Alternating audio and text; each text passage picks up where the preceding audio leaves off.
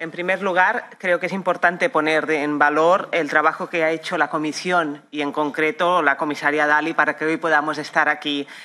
debatiendo sobre una legislación que será crucial para todas y cada una de las niñas y mujeres de la Unión Europea. Creo, sinceramente, que tomando en cuenta la actual base legal con la que tiene que trabajar la Comisión, se ha hecho un esfuerzo para elaborar un texto ambicioso y por esta razón damos la bienvenida a esta propuesta que tipifica como delito algunas formas de violencia sexual como la violación o la mutilación genital y, en particular, la tipificación como delito de violación sobre la base de la falta de consentimiento. Se trata del solo sí es sí que durante tanto tiempo hemos estado reclamando. También celebramos el enfoque interseccional de varias de sus disposiciones.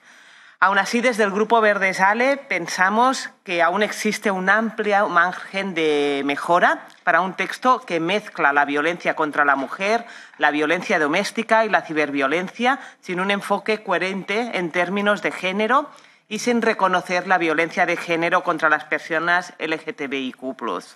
Además, para aquellos tipos de violencia de género que no recoge la directiva, se basa en las definiciones de la legislación penal nacional. Y esto es problemático porque no existen unas definiciones comunes a nivel europeo y porque hoy en día existe aún una falta de perspectiva de género en la legislación de la mayoría de los Estados miembros.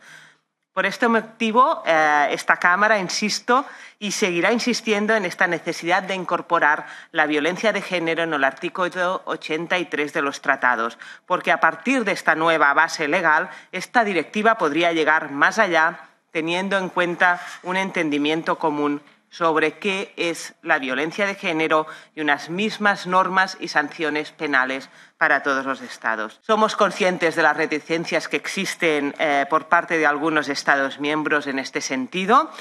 por su actitud reaccionaria, pero sabemos que existe y que esta nunca puede ser una excusa para ralentizar nuestro paso hacia un blindaje de los derechos de las mujeres y la seguridad de nuestras vidas. Muchas gracias.